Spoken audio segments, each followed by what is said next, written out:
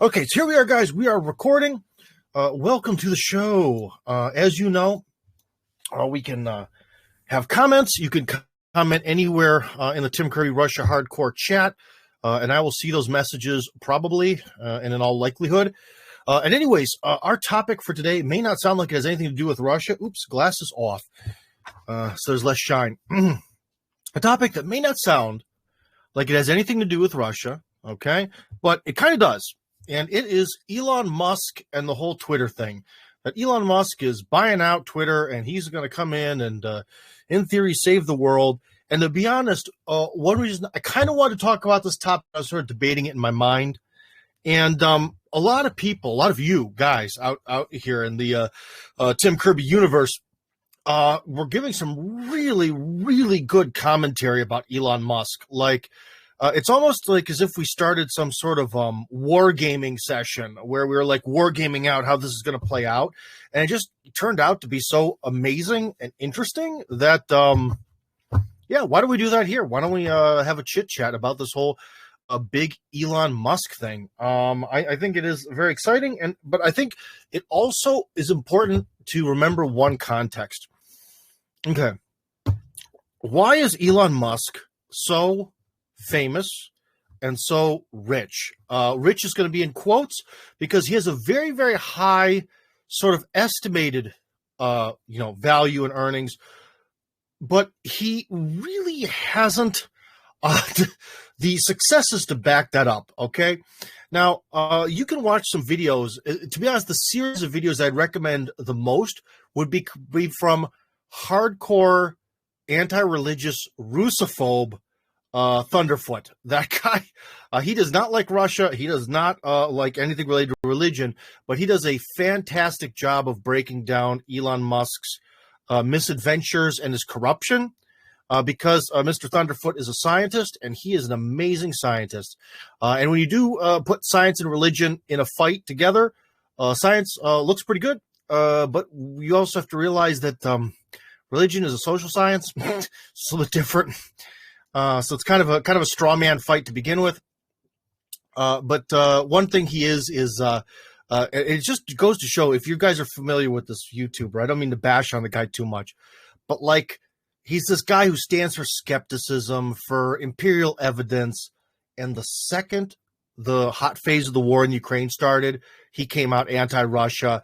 No objectivity, no studying the background. He just knows because he's so liberal. It's amazing. It's amazing how someone can dedicate their entire life to this sort of like scientific reasoning. But hey, got to support the next thing, man. Got to go NPC. Well, we're at war here. But anyway, you should really check out that guy Thunderfoot's series on Elon Musk to get all the real details. But overall, I can say one thing about good old Elon. He had a success with Tesla. That's cool. I think 3% of the cars in America are Tesla, and yet it's evaluated to be by far the most valuable car company in America. Little odd. He has done all sorts of things like try to release self-driving taxis, the Hyperloop thing, but that's a whole story. We'll get to the Hyperloop. That Cybertruck, the battery-powered, what are they called? Semi-trucks, or lorries, as our friends in England would call them. What else? Oh, the shingles, like roof shingles that are also solar-powered. He tried to do that. But again, going back to this Hyperloop thing, so let's talk about that. You know, he promised, like, the city of Las Vegas that he'd build this underground transport system. It's going to be super cheap to do and super fast. And he just used the same bore that other boring companies use, and it took forever. And ultimately, it's just a bunch of people driving Teslas underground. Have you guys ever seen this? It's absolutely freaking nuts. This whole thing of these underground. Let me try to find it. Let's find the Las Vegas Hyperloop here. Hold on. Okay. Las Vegas Hyperloop. Okay. Here we go. What does it look like? Are the pictures kind of hidden? Oh boy. All right. Well, here's one. Yeah. Just a bunch of cars driving through a hole. Let me see if I can put this in the chat somehow. Yeah, we're in the chat already. Let's just drop it in there. Oh, it's not going to drop. I love I love the way that Google works. Let's see. Anyways, you could check that out. That's what it looks like. This project was insanely expensive. Trust me, any Russian corruption overlord would be jealous of how much money they spent on it. But nonetheless, he got the tender and he got to build this ridiculous system that's under Las Vegas that allows cars to drive in one direction, electric cars, with and ironically, with only a real driver, and not even with a computerized AI driver, which you think they'd have because it's in a closed system, which would be really good for an AI driver, but no. So the one thing I mentioned Elon Musk's background because it's important. Elon Musk has made a ton of money based on speculation, hype, government grants, and essentially the same type of corruption that our good old liberal friends in the Democratic Party and others in Hollywood and big tech have done themselves. So the thing is I find it very strange that Elon Musk would buy Twitter for the sole purpose of sort of fighting the machine. Okay, so this guy, Elon Musk, he has a lot to lose because his wealth is essentially fraudulent. It's like that woman who created that system, but it was a fake system. Oh my God, what was it called? Like Thermion. It was supposed to do express blood tests. It was supposed to be this revolution in blood test design, and she was able to earn billions of dollars of wealth, but in actuality, she had nothing. And when everyone found out that the tests were a fraud, she lost everything because all the investors dropped out immediately. Well, you know, the Elon Musk castle is made of crystal, okay? One little pink and the whole thing is going to shatter, all right? So it seems to me that, sometimes people can be stupid. I've done a lot of stupid things in my life. And it's hard to believe that Elon Musk could be so successful and be a complete idiot. But that's also possible. Like I just mentioned, that Thunderfoot guy who criticizes him. Brilliant scientist.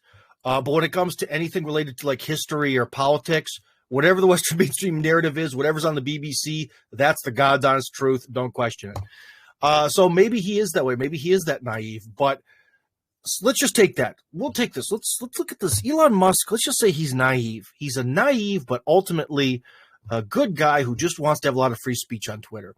Well, there's a lot of people who don't want free speech in social media, especially Western social media, and they can destroy his empire very easily. One mildly expensive PR campaign would be enough to destroy Elon Musk forever, to bring down the value of Tesla, to really expose at a national level this goofy Hyperloop that's in Las Vegas, all these other technologies, again, the roof shingles, the never to be released semi-trucks / lorries, the self-driving taxis that have also never been released. Oh, and also that's up for like intercontinental transport on rockets. That's not happening. That's also that whole Starlink system to provide like the world and poor people all over the place internet is also very fraudulent. So essentially bringing him down would be easy to bring down his sort of house of cards. So if he is going to fight the system is going to get him real soon. And I think that's going to be the proof, because if he really does want to do this fight for free speech and all, he's definitely swimming in a swamp of a lot of nice people. They're going to destroy his empire. Now, because remember, I just shared a fantastic video by a guy. I have to get to know this. Really liking his content. I believe it's like Earl Grey or Earl Grey or something. A great analysis of some of the work of like biolabs in Ukraine. So when a lot of people who are in power in the West are willing to do horrific things and absolute brutality to people they don't really even know but are just sort of associated with an enemy, imagine what they'd be willing to do to someone they consider a real, direct, inherent threat, okay? So if they let Musk go, I think that that's going to be some sort of proof that would hold up in a court of law, would not hold up in a court of law, but it would be proof to me that maybe the system likes the fact that Mr. Musk here is changing the direction of things, okay? Now, about that, we had a fantastic comment from our man Abibas, and I have to be careful because I saved his identity with his real name. So Abibas, I got to make sure not to say your real name here because I saved it all as one thing. Anyways, he says, yes, they don't want randos debating. They want to know exactly who you are, who your associates are, and use the data to build up a dossier on you and everybody else. Think East German Stasi on steroids, except in this case, people inform and snitch on themselves, not realizing that everything they do and say is being recorded against their name in their dossier. That's what they are so keen to verify. That's why they are so keen to verify your ID. Dystopian technocracy nightmare. Elon's granddad was very high up in Canadian technocracy. Check out Patrick Wood. He explains technocracy on YouTube interviews and wrote books about them. Now, see, that's the thing, because there's probably a few different schools of thought on censorship. And one thing that's happening is all you guys are right now listening to me. We're up to, oh my gosh, how many people on the Tim Kirby live stream here? We're at 1,986, guys. We are so close. Why don't you share this channel with your friends? Let's get to 2,000 people. They say that the algorithm on Telegram changes after 2,000, and then the road to success is paved with gold. Who knows? So I'm really excited to hit 2,000. Maybe we'll have an online electronic cake. Anyways, what Abibas had to say, that if everyone here is going to go over to like Russian social media or to social media that's maybe poorer, but going to do it, kind of try to do its absolute best to sort of, avoid the system as best it can until guys in dark suits come knocking on their door. That's not going to allow them to have that power. They're going to lose that information. That information is going to go somewhere else. The Russian internet is becoming more and more popular. I'll put it this way. Until maybe about sometime midway last year, I've never seen so many foreign people on like Russian sites and stuff. It's just exploded despite the censorship. And again, everything that happens on the Russian internet, well, it stays on the Russian internet, which means the FSB looks at it and generally they don't care. One thing we should probably talk about before I forget is things that are actually censored on the Russian internet where you actually could get in trouble for them. There are some more minor weird things, like technically in Russia, you're not supposed to photograph children without their parents' permission. But no one ever gets busted for that, really. But that's the rules, just so you know. So I don't know if you had like in your feed a lot of photographs of children that could, where it's clearly not indicated that you have their parents' permission, like they're not at a barbecue with you or something.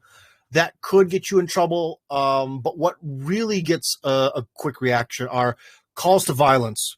The Russian internet and the government, they do not like calls to direct violence. Like you can crap on anyone, including Putin or whoever. You can say awful things about them as long as you can back them up with facts. But when it comes to calls to violence, that is a no-no, especially if the call to violence is something like what I call rabble rousing, like trying to stir up one ethnicity against another, or especially rabble rousing in the sense of trying to any secessionist movement in terms of Russia, you're done. You're done. That's so I'll tell you what, in terms of freedom of speech, I think in Russia we have a lot of freedom of speech, but calls to violence and secessionism, those are the two things where guys will knock on your door over that. I'll tell you that much. So that's the Russian freedom of speech that I live with, and I think that is a pretty healthy, fair amount, because in American history, we always had that example of you can't yell fire in a crowded theater. That's, I guess, the Russian equivalent. All right. So anyways, back to Elon. I just really liked Abibas's analysis of this about how, without Twitter, without these big tech controlling these social networks, they're not going to have as much information on us. And in some ways, maybe they do need to let like Alex Jones back on there, because everyone who sort of goes around the Alex Jones orbit will, of course, be under a natural then state of suspicion, which is interesting. And it would also sort of feed into the logic of Elon Musk sort of being this, mascot tool, useful idiot, possibly, to make this sort of thing happen. So very interesting, because even things that seem like ultra super unstoppable popular can fall apart. Like, one thing that I would never have expected. Okay, so here's another example of the fact that I'm not a genius and I don't claim to be. Netflix has really taken a huge hit from the special operations in Russia. I guess the Russian market for Netflix was bigger than I thought, but I think what it really is from an investor standpoint is I think some of these investors are like, okay, well, it started here, and there's Belarus, and maybe Kazakhstan will be next, and then maybe this will be next, and then maybe we won't be able to go here. So I think that there's a little bit of a panic about markets closing, and that's probably what's really hitting Netflix more than just specifically Russia. It's the fear of markets closing, because that's really a service that relies on having a big, open, global world market with the maximum amount of people being able to watch it. Even in America, I mean, Netflix could survive as just the United States. There's a lot of people and a lot of money in America, but maybe it's not that much. Maybe there's not enough, because any sort of media platform requires, that critical, that sort of a minimum critical amount of, funding to make these movies. So, for example, maybe a Netflix movie is kind of a cheapo movie, but still costs $1 million. Okay, well, if Netflix is only in America, how many millions of dollars can they make in a year? So how much material can they make? And they want to have the critical mass. They want to have the critical mass of media to support a service like that without having a global audience, minus, North Korea and China. I'm pretty sure Netflix would be banned in China, or maybe it's like selectively banned, but you see my point. Okay. So maybe they'll lose critical mass, and that's why the investors are scared. So who knows? But another thing too, I just also wanted to get into is, if I can, also remember, guys, I've kind of shot my shot here, as they say. The late great Kevin Samuels would say, "Shot your shot," in terms of walking up to a nice young lady and trying to talk to her. We'll get to Kevin Samuels. I really want to talk about him, maybe in a video, so I can have it be a little bit more, my thoughts a little bit more organized, because I think actually Kevin Samuels is, if for those who don't know, he is essentially, so this was this like intergender expert, African-American guy, ultra popular on the internet, on YouTube, ultra influential. And we'll get to him. We'll get to him, because I think his legacy is also going to be very important in a political context. This whole manosphere thing, very political. But if any of you want to talk to me and ask me a specific question, remember, in the chat, there's some sort of way that you can, like, I don't know, click on your name and it says raise your hand or something. So you can raise your hand and ask to speak, and we can have a little chit chat together, because I would love to hear your thoughts on all this. And I'm going to go briefly back onto the main channel here, and I'm going to try to find my post about Mr. Musk here, because there we go. That would be great. We have 17 comments on that post. Holy moly. So we got that. And okay, Bibas has some more to say, and I was really, again, happy with his analysis. Yes, they don't want randos debating. They want to know exactly who you are, who your associates are. Oh yeah, so he kind of repeats himself. Never mind. Oh yes, it says Twitter serves numerous functions to monitor members, to control and influence their beliefs and behavior, to gather data on social circles of members, blah, blah. It shifted very far to the left, so much that it became an echo chamber for the left lunatic fringe, which is very interesting. And yes, with the right mechanisms, any social media can become a bit of an echo chamber, but it sort of depends on which one. You know what I mean? Because like I said, Russia offers a lot of freedom, but it's a certain unique type of freedom. This thing is bending the wrong way. Why is it going that way? That's very weird. Anyways, I'm doing double filter, because one filter is never enough. Anyways, so let's see. That's why Musk was sent in to perform a rescue operation. Other guys are pretending to care about free speech. Yes, because they're losing control. And apparently there are people out there who are smart enough to set up their own social networks on their own. Good for you. I am not that smart. Exactly. Nathaniel writes, exactly. And Elon bringing back free speech to Twitter will only reinforce the illusion of self-determination. That's another thing. Thank you very much, Nathaniel, for pointing that out. Yes, because I think a lot of people in America have sort of gotten it that after the certain voting problems that happened a while ago, which are, by the way, all the people who engaged in that are being sort of not hunted down in a killed sense, but arrested and charged a lot. Like if you read the news, like sort of day by day, month by month, boy, someone's really going after them. It's almost like there's a little bit of a mini invisible civil war happening in America because those people who all did that, they're in deep doo-doo. And I don't think that they're in deep doo-doo because the Democratic Party has a bunch of selfless members. But anyways, what did Nathaniel have to say here? But it was about, that if people don't feel that, basically when you get to the point where it doesn't matter who you vote for, the elections don't matter, and the overwhelming majority of the people stop believing in the results of the election, that's when a real collapse could happen or a civil war. Essentially, a lot of people are psychologically willing to play a bad game or a losing game, but when they know that the game is impossible, it's flip over the table, especially when life becomes uncomfortable. And comfort is another topic. That's a whole topic for another day. Comfort as the ultimate means of repression. That will be a chapter in the book that I never have gotten around to write. Let's see. Courtney says, no, that's not from Courtney. It's a reply from Enver. Unfortunately, money rules the world, and most of our leaders serve it first, and the people second or not at all. So you're right to distrust. In Putin's case, he doesn't have to worry about elections, so he doesn't owe the oligarchy any favors. I think he probably tells them what to do, but here in the States, it's the opposite.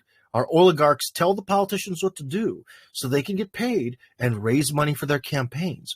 Both of our main two political parties work for the same people. And that's another inherent flaw of democracy that we don't talk about, because the electoral cycle, we hear the one side where in theory we're sort of rotating leaders. You can't just have some schmuck sit there for 50 years just building up all his connections, that way everyone kisses his butt to get, or kisses his ring in order for him to give them favors like some sort of emperor. But then you also don't really hear about sort of like election industrial complex where essentially it sort of leads one to believe that government is sort of inherently corrupt, which leads some people to believing in anarchy or something, but I don't. I think we should sort of just embrace the flaws, embrace the shittiness. That is the official Tim Kirby position. You can quote me on that. Embracing shittiness. That is the future. Yes, Courtney, that was in response to Courtney, who said, I'm suspicious of all of them, even Trump and even Putin. I never know who is just playing along as the good guys. Elon, who knows? I'm not sure Trump would come back to Twitter if allowed. Anyways, he seems set on his own thing. Yeah, I don't know what's going on with that Trump social network. He's sort of lagging with that. It's hard to set one up, but it would be very good if he did.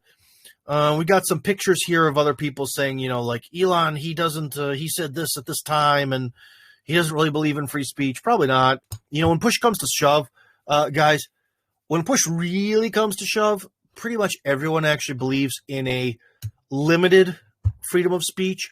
But the question is, where are the limits? Where's the line? What does the picture look like? What is the shape of the Overton window? That's an Overton window sort of situation there. So we have some questions from the audience that are fresh. What I was reading was from earlier in today when people really had some great thoughts. And I just thought that they had some great thoughts. And it made me start to think. So I had thoughts that awesome. And we just need to do this live stream. I think I hope you guys are having a good time. It looks like there's 73 of you online or something. That's crazy. All right. Good times. Anyways, Adam says, I'll have to listen later, but thanks, Tim. Do not forget to save the stream. It should be saved this time. Why not just build a subway system? Just asking about Elon Musk's Hyperloop under Las Vegas, and that's exactly the question. Why not? Because that doesn't open the door to corruption. It's not fantastical, because the whole concept initially of the Hyperloop was, imagine you have something like okay. Well, one of the things that makes high-speed travel difficult is air, because although we don't really feel it, we're swimming in a soup of air, okay? And that's what gets in the way of everything. But it's the thing that also helps the airplane, go up in the air, because there's something to sort of push against, right? So Elon Musk came up with the idea, which isn't a new idea. It was thought of I think in like the early 20th century, like World War One-ish era, of what if we could like decompress a tube so that there's just nothing in it, right? There's just nothing, okay? Like, it's a pure vacuum. And something would be able to go insanely fast in that tube because there'd be absolutely nothing stopping it except, if it's like on rails or whatever, it would be a little bit of the friction from the rails, but essentially the wind resistance would be reduced to zero. You know what I mean? It's kind of like maybe in a way of like, what if a bullet could go down like this infinite gun barrel, but at the same time, there's no air in the way at all. Right, so that's the concept there, which is an interesting sort of like science fiction idea. But have any of you used a compressor, like an air compressor? I've used it to do like airbrushing. People use it to paint their house or fill their tires or whatever. It takes a lot of energy and a long time to get a small air compressor to completely and it doesn't even completely compress. That compresses air into a chamber. Excuse me. It would be a vacuum. Excuse me. I'm doing things backwards like an idiot. This is why I'm not a scientist. A vacuum chamber, which I've also used. And vacuum chambers also don't really ever work to like a pure amount. And it takes a long time. The vacuum chamber that I own is this big. It's like the size of a bucket. And, you're talking about waiting there like 15 minutes and all this electricity just to get all the air out of like one bucket. So imagine trying to do like a 600-mile track of these pipes, right? But that's what the concept of the Hyperloop was. And again, with me not being a scientist, the second I heard about this Hyperloop many years ago, I was like, but you can't create a vacuum that big. There's no way. Also with the vacuum, it's like, okay, there's going to be some sort of like pod in it, but how do you get the people into the pod to get into the system? Because by any means, you would have to like sort of break the seal and, it would let, the vacuum would be ruined by it. You see what I mean? So they'd have to like, almost like, again, like loading a single shot gun. So they're going to have to like open the breech of this thing, stick the pod with the people in, close the breech, completely decompress 600 miles worth of tube, and then shoot this thing down there, I guess, once. And then when they go to the other end of the tube, they have to crack the system open again and get the pod out. Like, this is just, it's just stupid. It's just stupid, but it sounds good and it's ecological. And Elon Musk said that poor people can use it for $1. And it's the hype train. And so that's one of the other things about Elon Musk, why I'm very suspicious of him. Because I'll put it this way, I don't think he can be as successful as he is and be a complete twit science-wise. I think he knew that this was some sort of pipe dream, or maybe he thought something like, fake it till you make it. Like, I think there's something behind this technology. Let's just get this thing started, and we're going to figure out something, and it'll be great. And what wound up happening is just like tubes under Las Vegas that have electric cars in them with real drivers. And again, I don't. So essentially why that is so stupid and so awful is it's a de-evolution of this idea of this form of transport that defies wind resistance. Okay, that's why it is the way it is. It's like the relic of that, it's kind of like why human beings have wisdom teeth and like your appendix. We're not really sure. It's a little bit of a mystery of evolution, but there you go. They're just vestiges of the past. So yeah, which is really sad. But guess what? Because it's trendy and cool, governments all over the place are just thrilled to throw money at Elon Musk. There are other people who want the Hyperloop. It's amazing. It's amazing the Pied Piper of Hamlet factor of this guy. Unbelievable. Anyways, do we have anyone who wants to ask a question? No, guys, remember, you can raise your hand and talk to me if you want. Because otherwise, I think we're going to get going soon. Let me read everyone's questions here. Guys like Musk didn't become successful without the right connections. He's connected and protected, says Abibas again. Abibas, you're the hero of today. You are the hero of this live stream, sir. Yes, exactly. And that's what I was saying earlier, how, if Elon Musk is really going to try to buck the system, he's fragile. He's like some sort of glass-jawed, scrawny teenager going in to fight Mike Tyson in a boxing match. Like, The only way you're going to stop Mike Tyson is to hopefully shoot him in the back when he's not looking. Okay. That is this. And essentially, this is also because a lot of people in the chats, and on this channel are always like, politicians should always tell the truth. And I don't like gamesmanship. And then, trust me, if someone, let's just say someone like me, somehow had the means and bought Twitter, I'd already be dead. It would be suicide at some hotel, and they'd pay some hooker to say that she was there, and then she'd be killed later. That's how that shit would end right there. I'll tell you that much. Okay. Where is the live stream? Sir, it's here. It's in the Tim Kirby Russia Hardcore channel. Tim Kirby Russia Hardcore. It's on the channel, man. You have to see it. I think you maybe should click on my icon or something. I don't know. Click on my icon. I can see that there's this green, vibrating, glowing bar at the top of the channel, and you should click on it. Where can I type a question for the live stream? Right here, Shiva. You can type your question right here. Hi, Tim. What's your thoughts about the French former Special Forces member Adrien Bouquet and the interview he gave for Off Topic? Do you mean the guy with the glasses? He was wearing sort of like a desert camo, and he had glasses, and he worked with that sniper Wally, probably. Are you talking about that guy? Because I don't know his name. Let's just assume that you are. Well, of course, it was very interesting because he sort of implied, then again, it was obvious that English wasn't his first language, so you always have to take that with a grain of salt. But he sort of implied that everyone he was fighting with was American. That's the big takeaway. That is the big takeaway. And it's just, well, first off, because it's yet another sort of like Western mercenary giving an interview in which he said, no ammo, treated like garbage, terribly organized, we're getting killed out there. The only real big difference is he sort of mentioned how there's this, that like a lot of the guys with them were all Americans. So that's interesting. That is, yeah. A decompression chamber, like a space station, I guess, is what Nathaniel says. Yeah, I guess that's kind of the only way that they could make sort of a Hyperloop system.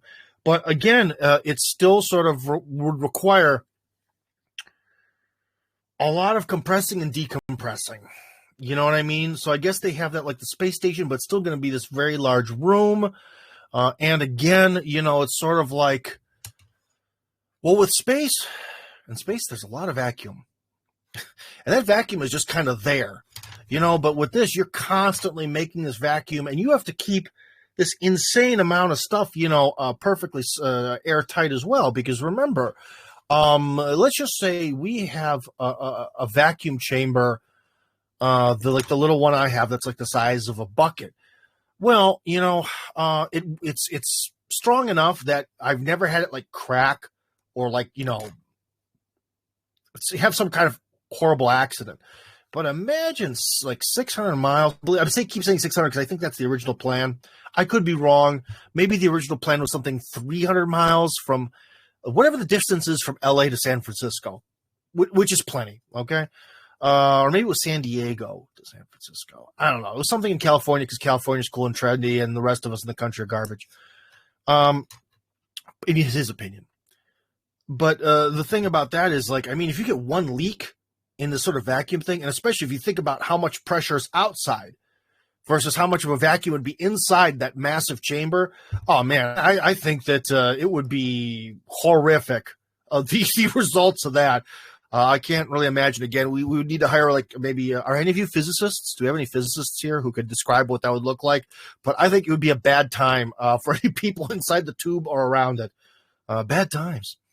So, yes. Yeah, the airlock, he says. Yeah, Shiva. Hello, Tim. I want to say thank you for what you're doing. I've been following your videos for a while, and you've provided me with a great window into life in Russia. I'm originally from Donetsk, but my family immigrated when I was 3 years old, and I haven't been back. Now I want to go back home to Russia. I'm a physician in the U.S. What are the odds of me finding a decent paying job in Russia? Shiva asks. Here's the problem, Shiva. The odds of you finding a job in a medical field are very high. The odds of it paying very well or anything close to like what American doctors make is near zero. I can say that there's a certain individual who has a lot of ex-girlfriends, And some of them were some very successful medical professionals. And they could live pretty sweet lives in Moscow. But I think that's connections, and I'll put it this way. Shiva, I assume that you're a guy. Well, there are certain mechanisms to climb to the top of the ladder that are not accessible to heterosexual men. You can do with that information what you will. But I think some of my ex-girlfriends did a good job of earning their position to get where they're at. Because trust me, there are a lot of dermatologists out there. But anyways, if you know how to play ball and maybe make some connections, and especially in like the Moscow market or St. Petersburg or even certain, places where basically wherever the rich people are, you could probably do something with that. But you really have to try to become a persona of your own. You need to like become this like social. I would really recommend, Shiva, if you're going to come here, you're going to become a doctor. You have the unique feature of speaking, I guess I would assume English is a native language. You didn't say where you went to. But I don't know. What is your native language? If it's English, there could be some unique opportunities for you to work at some of the clinics that specialize with working with foreign people. And you might want to talk to them and see how they feel about that. I believe there's something like a European clinic or an EU clinic. There's an American clinic in Moscow, or at least there was. You might want to try to talk to them first, but depending on your native language, like whatever clinic services your native language. Then again, the European one should be pretty broad if you speak any European language, unless it's something really obscure, like, I don't know, specifically Norwegian. You should be okay. So that's what I would do if I were you, is first go talk to them. Second, try to start any sort of social media presence as a doctor, because again, like I had one ex, and she did an absolute fantastic job of just like always having the social media, of like showing the success, happy clients, showing like the process of how this works. And it really was able to sort of build this like client trust over Instagram, which is now banned in Russia. But she was able to do that. I think it was before Instagram. I don't remember. This was a long time ago. Maybe it was pre-Instagram. Maybe this was a Facebook thing. I don't know. It was something online. But anyways, it was sort of before the big online revolution. But anyways, so you definitely want to. So I'm going to say your two things. Begin a social media presence that shows off your skills and successful, happy people, and talk to any clinic related to your sort of native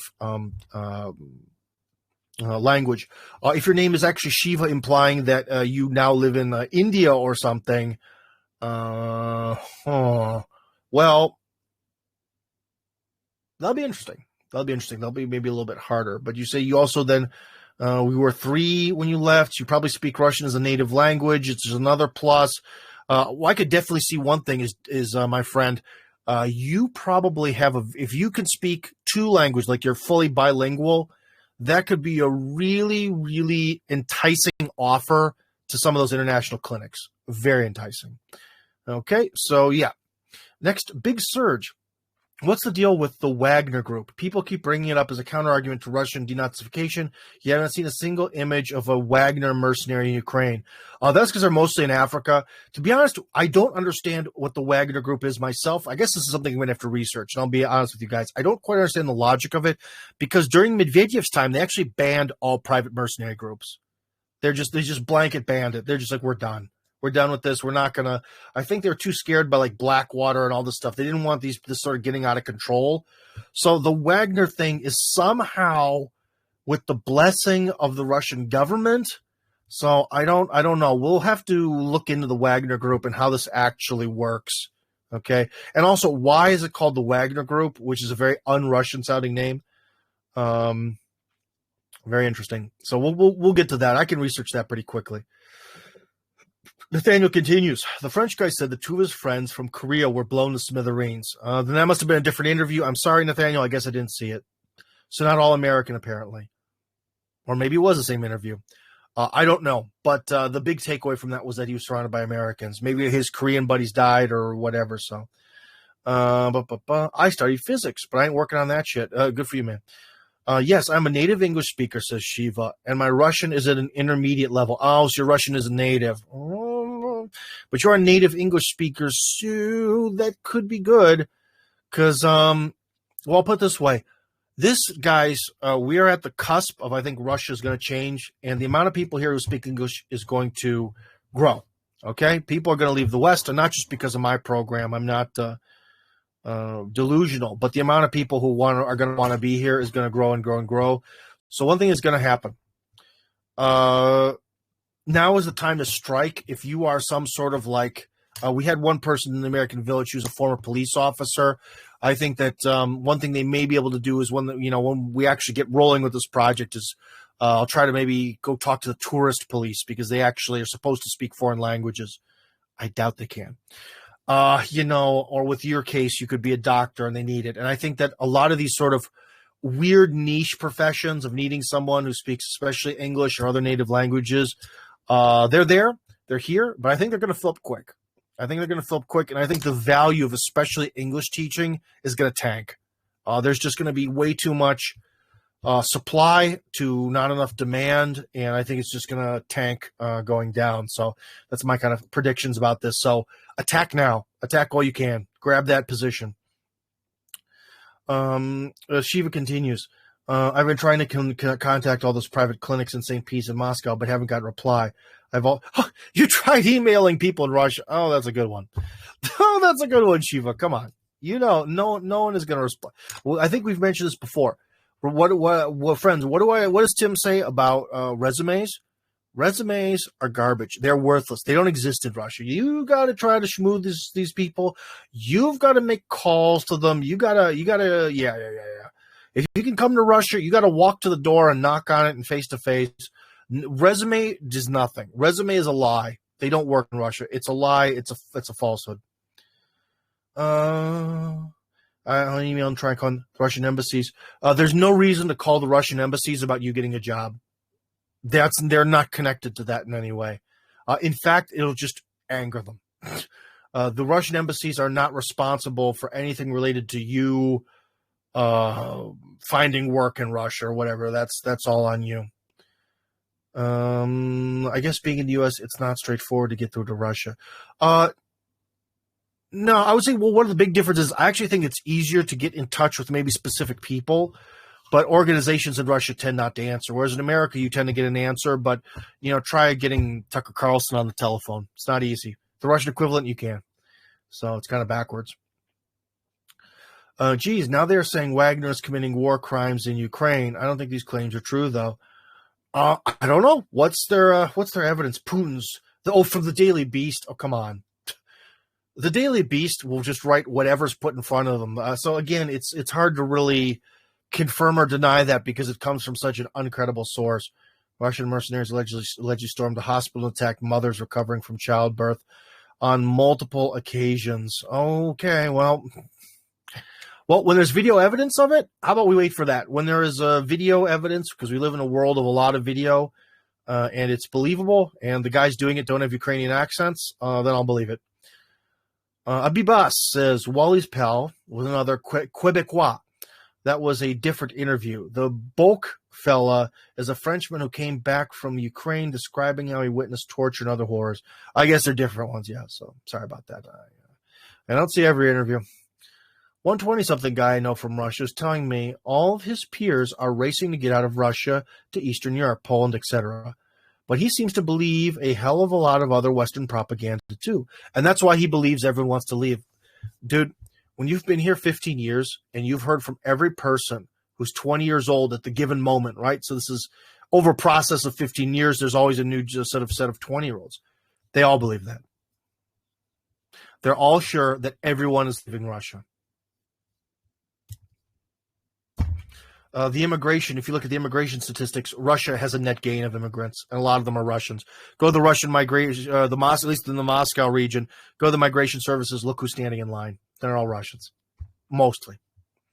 So your friend is fallen down with a case of being absolutely sure of something while knowing nothing. And also, especially if you go now as a Russian to Poland, you are just a human piece of shit. You are a toilet cleaning. Tell him if he goes to Poland, he'll become a Tajik in Moscow, or like some sort of Mexican migrant laborer on a farm in Texas. That's what he'll be. So why bother? Especially also, I wouldn't be surprised if your friend is living right now in an apartment in Moscow that costs $300,000. Johan Bocon, other interview. This guy, yeah, we talked about that. Really appreciate your videos. Thanks from Sweden. Thank you for watching. Thank you very, very much here. I always appreciate that, man. I always appreciate the support. If you can, Johan, tell me how to pronounce your last name properly, because that's interesting. From Sweden with a Q. But tell me how to pronounce your last name, and also share these videos around. We're all so close. We're at almost 2,000 people.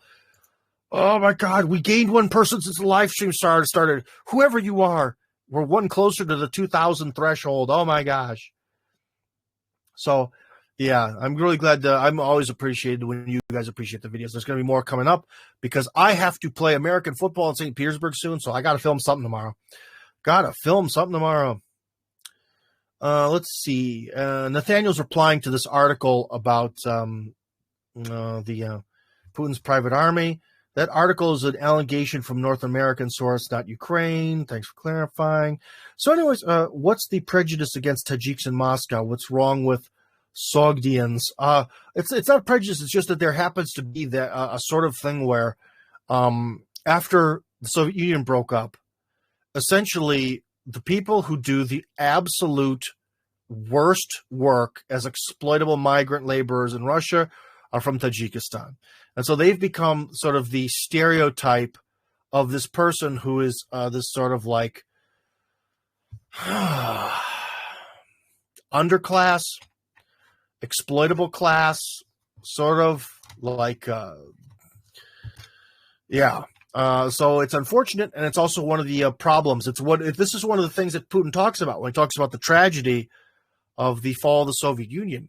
Because during the Soviet Union, everyone was kind of sort of equal. Soviet Union ends, and all of a sudden, a certain group of people has to clean the toilets of another group of people. There you go. That's one side of this thing that you don't really hear come up too much. Let's take a look at this Daily Beast article and then get the heck out of here. Putin's private army accused of raping can't say that on YouTube. New moms and a maternity ward. Russian mercenaries allegedly stormed a hospital. Okay. Abuja, Nigeria. Russian mercenaries from the notorious... So again, what I mentioned about the Wagner Group mostly operates in Africa. Nigeria. Russian mercenaries from the notoriously brutal Wagner Group.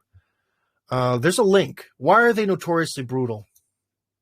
It's another Daily Beast article. Yes! Okay, that's fantastic. Which some have called Vladimir Putin's private army. Allegedly, women admitted to a maternity ward. On the night of April 10th, 3 Russian mercenaries from the Wagner Group, which is also active in Ukraine, allegedly staged attacks at a hospital in the Henry Inzamo military camp in the capital of Bangui. Officials stationed in Kars military headquarters, but Captain Lioness, the headquarters received a report last month that the hospital center detailing how 3 Russian instructors stormed the maternity ward. Many of the mercenaries operating in Africa are run by Yevgeny Prigozhin of the Russian Putin's associates. 2 months had just given another official of the Kars military operation notification. They found allegations to be genuine, but taking action against the mercenaries was almost impossible as officers were scared of angering the Russians. Like the police were unwilling to do something. Human rights campaigner was spoken to a victim of the previous at the camp. She was sick and was sleeping. Russians arrived. Well, this is really just sort of like, these people, some people say something happened, but we are not getting a lot of names. We are not getting a lot of faces. We are not getting a lot of details. So again, let's see. What country is this in? Was it Nigeria? Nigeria. Okay. Interesting. Don't know what to really say about that. Again, so let me put it this way. Let's put it this way. Would you be able to convict someone in a court of law based on what's written there. So the people who supposedly gave testimony, we have no sort of faces, didn't seem to have any names. Some human rights people said this happened. And why was no police action taken? Because we suppose that the police are scared. There'd be no conviction for that. That's not how it works, baby. Okay. Sounds like fake news. Daily Beast is a tabloid. Yeah. Well, the thing is, I don't think that they care. That's the real thing. They do not care. Here. Ooh, this is interesting. So let's see. Notorious Russian mercenaries pulled out of Africa, ready for Ukraine. Unprecedented numbers of the Wagner Group, which some have departed in recent days. It was published January 31st. When's this one published? May 7th. Interesting. So most of them pulled out. Again, from Nigeria. The infamous foreign officials in the Central African Republic. Unprecedented numbers. Mercenaries left the country for Eastern Europe. And well, that's another thing. Why are we writing from Nigeria? But we're talking about Central African Republic. Interesting. Left the country for Eastern Europe. Usually when we hear that some have left, that's just a handful. Some who works. It's the first time we are hearing that dozens have departed in a month. One man was recently detained by Wagner Group forces, told the Daily Beast that he overheard the car troops. Okay. Yeah. Wait. An investigation by Bellingcat, oh, what a reliable source, found that more than 200 Russians had been sent to Belarus to destabilize the country in the run-up to the 2020 presidential elections. Well, that's one of those things where, guys, I'll put it this way. That's one of those things where we mentioned this guy Thunderfoot earlier in the video, right, who, despite the fact that he works in this scientific field and has created this sort of a YouTube movement for, rationalism and reason about how the second the Ukraine war started, he was 100% gung-ho on Kiev's side without even question, right? If you're that kind of person, the sort of, person who you see everything through the Western lens, then I think that material looks pretty true to you, and that's good for you. If you tend to be very skeptical of the West, then that material seems very suspect. Yeah, because even I'll put it this way, like our good buddy Joaquin, who we mentioned very often, he doesn't like to share videos where they just have some sort of person giving testimony on the street. Say, for example, in Mariupol, right? There are people and they'll say, oh, we're so happy that the Russian troops are here. Everything's so great, because it's easy to find an actor. It's easy to just film one person at some background that looks like it's in Mariupol and get them to say how awesome Russia is. It's really easy to fake that. And with this Daily Beast stuff, they didn't even do that. They couldn't even find people to just be actors or something. They couldn't even just do that. So it's just really all a bunch of hearsay. I don't know. I can tell you one thing. If you're caught in the Red Army doing that, they'd shoot you. So I don't know about the modern Russian army, but yeah. Do people get out of? I'll put it this way: can people get out of line when? Basically, if they sort of have the authority to do whatever they want, or perhaps kill anyone they want and get away with it, are some people going to get out of line? Especially in a large organization where there's, in theory, they seem to say potentially hundreds of people. There's not going to be that one or two bad apples. I think that's always going to happen. That's pretty much a guarantee. So maybe it's true. I don't know. Is it reflective of the whole thing? Again, it sort of begs the question why Russia banned all private security firms and then kind of didn't. So this is a little bit of a mystery. Anyways, Rusland has probably our final comment for the day, and I'm starting to conk out here, guys, so I'm going to hit the road. It's been about an hour, and I'm very happy we're all here. Has anyone else joined? No, but we got one person. Now, the UN is worried about Afghani women wearing hijabs, though they wore it for centuries. Just a reason to press Taliban, terrorist organization, which is an embassy in Russia. Yeah, Russia can talk with the Taliban. And Zhirinovsky predicted 10 or something years ago that we will have to negotiate with the Taliban. Well, yeah. He was right about that one. But I'll tell you one thing about about wedge issues. So pointless issues, pointless things to talk about and discuss. I think in America right now, before we go, I wanted to share with you guys, I think, and I'm going to put down, this is going to be one of my big bets. You're getting a Tim Kirby bet. I'm going to put 100 rubles down that this whole talk of like maybe removing or reevaluating Roe v. Wade, it's a distraction. This is such a distraction because it's a wedge issue. It's something to argue about. The economy's tanking. The dollar is tanking. These are huge problems. Essentially, World War III has started. Let's talk about abortion because it's a distraction. Anyways, guys, it was very nice having you here. Sadly, no one raised their hand and asked a question. I like to talk to people, but no one wanted to today. So anyways, I am going to stop the recording right now. Stop.